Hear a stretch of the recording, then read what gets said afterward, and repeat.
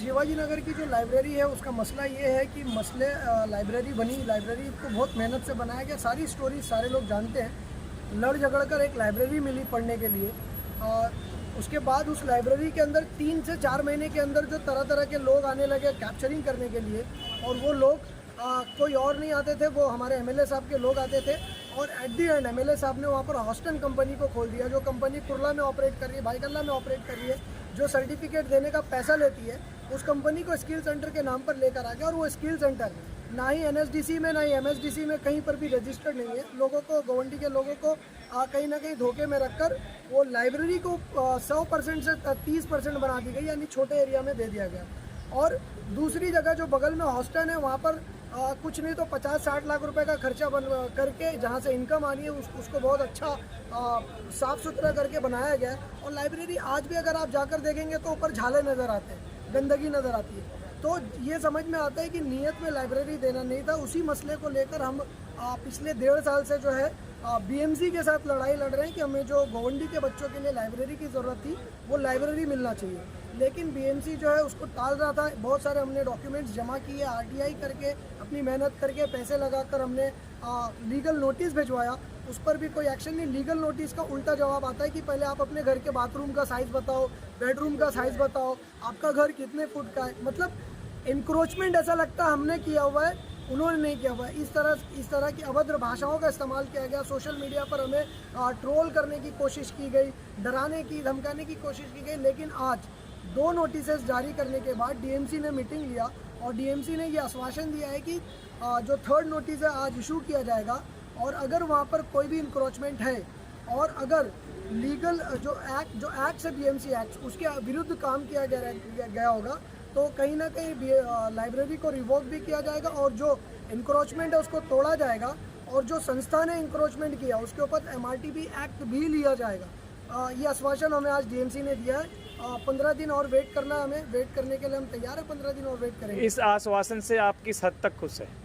देखिए, आश्वासन से तो कोई खुश नहीं होता है, लेकिन डेमोक्रेसी में और कोई दूसरा रास्ता भी नहीं होता। और हम लोग गुंडे लोग नहीं हैं, उनका काम आश्वासन देना है। 15 दिन वेट करेंगे। अगर 15 दिन में उन्होंने स्ट्रिक्ट एक्शन नहीं लिया तो फिर 15 दिन के बाद हमारे पास दूसरा जो रास्ता है और दूसरी जो हमारी प्लानिंग है उसको हम एग्जीक्यूट करेंगे, डेफिनेटली करेंगे।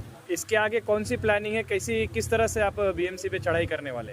देखिए, बीएमसी ने बहुत सारे नॉर्म्स को तोड़ा है। जो बीएमसी एक्ट है उसके अगेंस्ट जाकर काम करते हैं।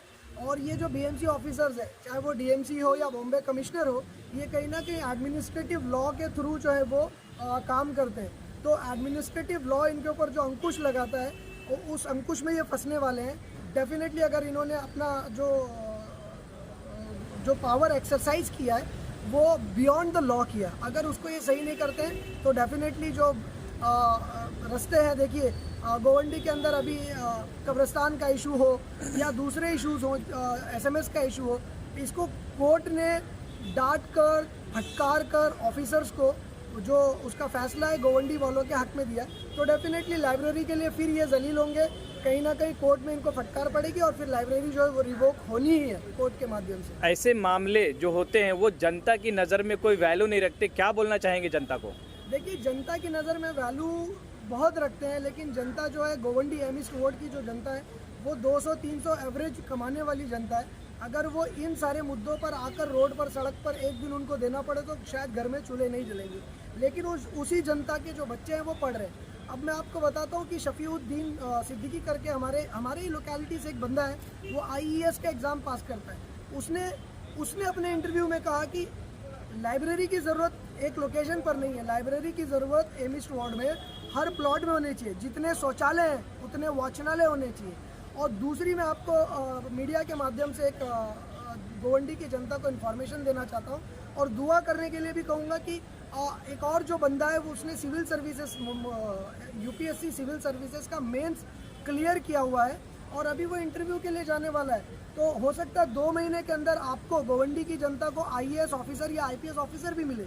ये कहाँ से आ रहे हैं? देखिए, कोई भी ग्रेट कम्युनिटी, यानी कोई भी कौम ग्रेट कब बनती है, उसके पीछे ग्रेट लाइब्रेरी की ज़रूरत पड़ती है।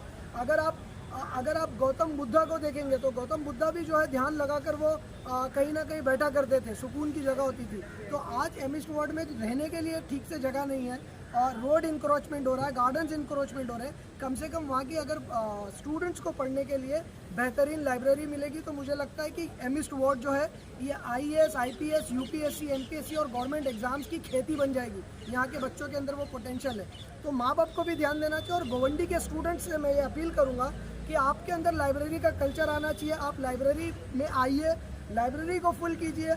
हर एक प्लॉट में जितने शौचालय उसके ऊपर आप जगह बनाइए और शौचालय के ऊपर वाचनालय, ये हमको एक नारा देना है और लाइब्रेरी ऐसे भरनी है। और कहीं ना कहीं गोवंडी का जो एमिस्ट वार्ड की तरफ देखने का लोगों का नज़रिया है, ब्लैक लिस्ट है, क्रिमिनल्स लोग हैं, वो नज़रिया को बदलने की ज़रूरत है। आपको क्या लगता है कि ये लाइब्रेरी का विरोध क्यों किया जा रहा है? लाइब्रेरी का विरोध नहीं कर रहे हैं, लाइब्रेरी चोरी करने का विरोध कर रहे हैं।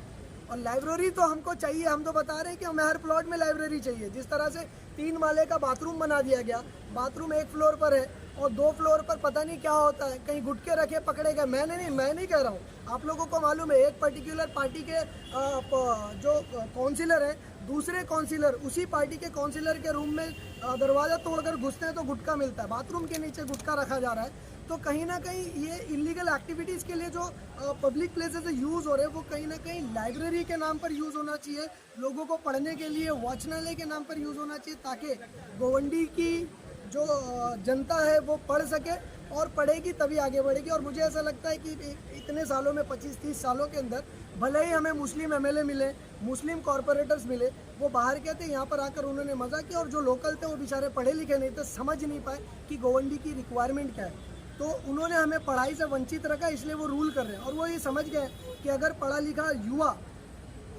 लिखा युवा इतना विरोध कर रहा है और युवा पढ़ेंगे तो कितना विरोध होगा। इसीलिए इनको पढ़ाई से वंचित रखा जाता है कि ना पढ़े ना बोल सके, सिर्फ नारा दे दिया जाता है गोवंडी में पढ़ेगा गोवंडी, बढ़ेगा गोवंडी। हमारी लड़ाई गोवंडी को पढ़ाने की है, हमारी लड़ाई गोवंडी को बढ़ाने की। और हम सबको आमंत्रित करते हैं इसके अंदर, चाहे वो रूलिंग पार्टी के हों, अपोजिशन पार्टी के हों, किसी पार्टी के ना हो, वो आम जनता हो, हमारे इस कॉज के लिए जो नोबल कॉज है उस कॉज के लिए साथ देवे और आकर कहीं ना कहीं आपके बच्चों के फ्यूचर के लिए लाइब्रेरी की डिमांड रखें। और भी लाइब्रेरी बननी चाहिए और वर्ल्ड क्लास लाइब्रेरी बननी चाहिए, इसकी डिमांड रखें और इसको फुलफिल करवा के ले। ओके बोले।